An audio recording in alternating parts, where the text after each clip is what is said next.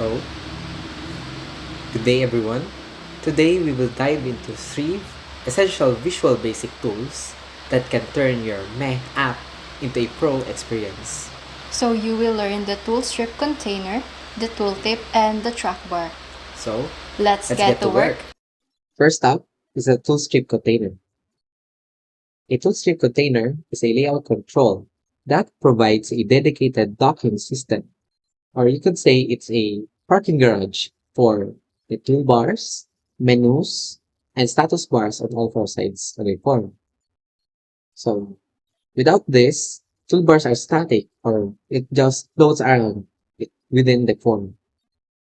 Its importance lies in layout integrity. It ensures that your main content is never covered up by anything, by buttons or anything like that.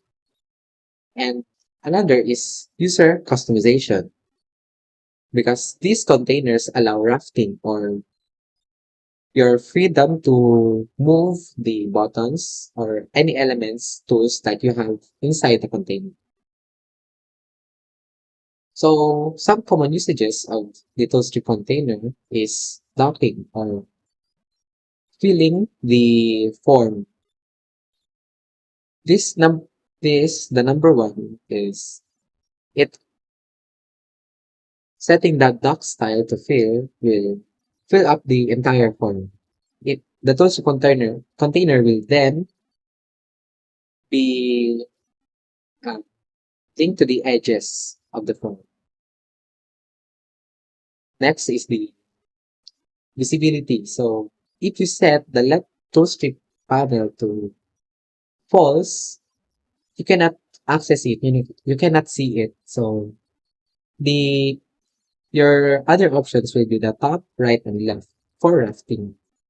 Then next is the addition of tools. So this is this is the code for adding tools elements inside the container, which is you just call the name of the container, which which panel controls, then whatever it is. Same goes to running the tool. So this is how a toolstrip container looks like. This is the top, the left, right, and bottom. So those are the four rafting zones. And the middle is the content panel where the rest of what you will design or the rest of the design for your app is located inside this. So now, let's learn about the tooltip. So the purpose of the tooltip is to display a small pop message when the user places the mouse pointer over a control such as button, text box, or trackbar. So it helps to explain the function of the control without requiring the user to click it. So sa madaling sabi, yung purpose ni tooltip is when you see a button, hindi mo na kailangan pasukin or pindutin pa yun para lang malaman kung anong function niya. Si tooltip ilalagay na agad or naka-display na kung anong purpose niya, kung paano gagamitin.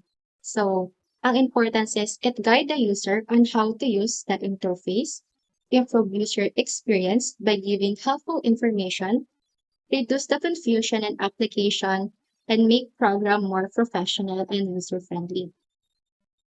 So, we have the properties of tooltip. First, yung tooltip title. So, dito pwede mong palitan kung anong pangalan ng tooltip mo. And then sa tooltip icon, meron tayong tatlong display, which is yung info, warning, and error. So, pag pinalitan mo sila dun sa tooltip icon, kung yung information mo is about info lang, and yun yung pwede mong gamitin. And for warning, may lalabas na signage, and error is X. And for initial delay naman, ito naman yung time before the tooltip appear. Kung gaano tagal bago mag-appear yung name or yung information about dun sa button na yan. Yung auto-pop delay naman is how long the tooltip stay visible. Gaano katagal siya magtatagal after mong pindutin or tingnan yung information about dun sa button. And then the show delay, ito naman yung time before showing another tooltip. Kunwari, natapos mo ng pindutin yung isang button and then pumunta ka ulit sa isa pa. So, kaano katagal bago mag-show yung information ng another button? So, mayroon tayong example dito. So, katulad dito, sa tooltip natin, tooltip 1, sa tooltip is we have component. Then sa button, ito yung nagko-control the way it show the tooltip. So, meron tayo dito example. So, dito, as you can see sa button, hindi ko na siya kailangan pang pindutin kasi pag yung mouse is pumunta na doon sa button, as you can see, may nagpa-pop na message which is click to compute the average. Meaning yung button na yun is para mag-compute ng average grade. So now, sa track bar. So, track bar is used to allow user to select a numeric value within a specified range by moving a slider. This is commonly used when a user needs to adjust value easily and visually, such as volume, brightness, or zoom level. So, ang importance ni track bar is it allow easy adjustment of the values. Nagpo-provide ito ng visual control for selecting numbers. So, nandito yung mga important properties ng track bar. First, yung sa minimum. The lowest value of the slider. Ito kung anong range, saan magsisimula yung range noong track bar mo. And then, from the maximum naman, ano yung highest value or kung hanggang saan.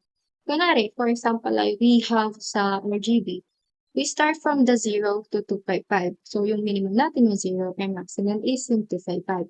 So, value, ito yung current value of the slider, which is saan ka magsisimula.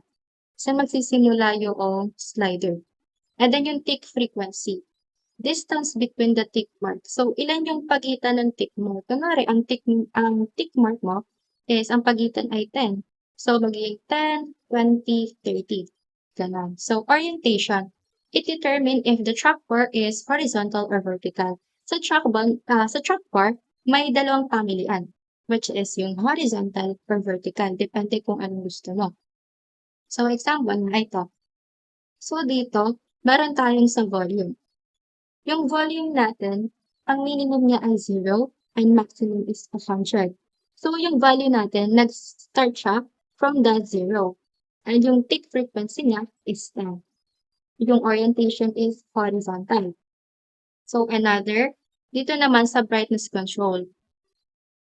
So, dito, yung sa value, pwede mong palitan kung saan mo gusto magsimula yung slider. So, as you can see dito sa isa pang example is nag-start tayo sa 1 to 5. And yung tick mark natin is pwedeng 25, depende kung gaano mo gusto, kalayo yung agwat ng mga tick mark. So, ayan. So, dito nakita natin sa isa pang example, yung brightness natin nagagalaw siya kapag nagrarana. Dito is kapag mas mababa pa sa 50, sobrang dark na nung background. And dito naman sa kabila, kapag sobrang maximum na nung naabutan natin yung pinakang dulo ng track bar, sobrang bright na. So, depende pa rin yan sa code na gagawin mo.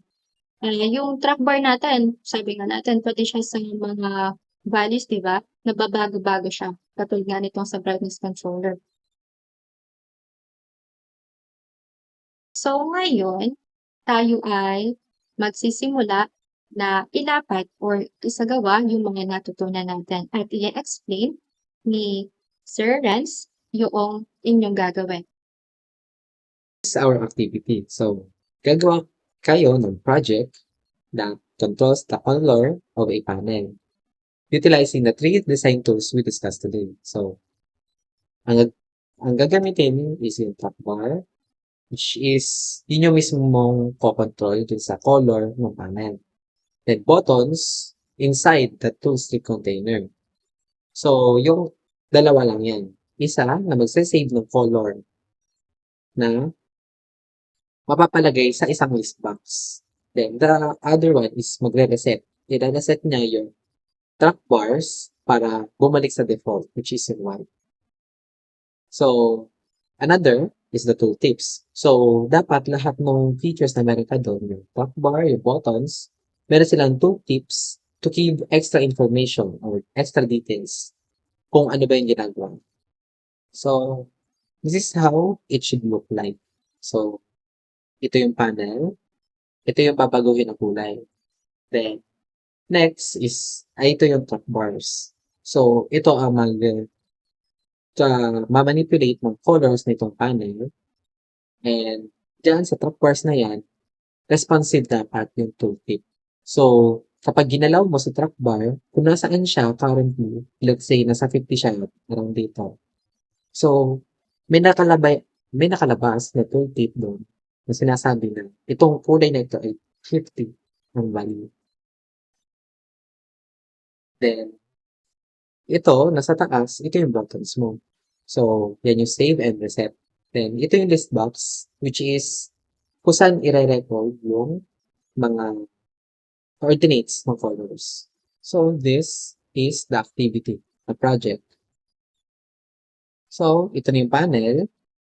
Then, ito yung track bars. So, as you can see, mababago niya kung ano yung kulay ng panel. Then, ito rin yung tooltip. Pinalabas siya, responsive siya kung ano yung value ng color currently. Yun yung lalabas dapat. Then, ito yung buttons, which is magagalaw mo siya. And, isa dyan, magsasave. Ayan, click to save the values. Pag click siya, magsasave siya. Then, pag pinindot mo yung reset, babalik siya sa default, which is fine. Yan. Yun lang po ang nangyayari sa activity nito. That's all. Thank you.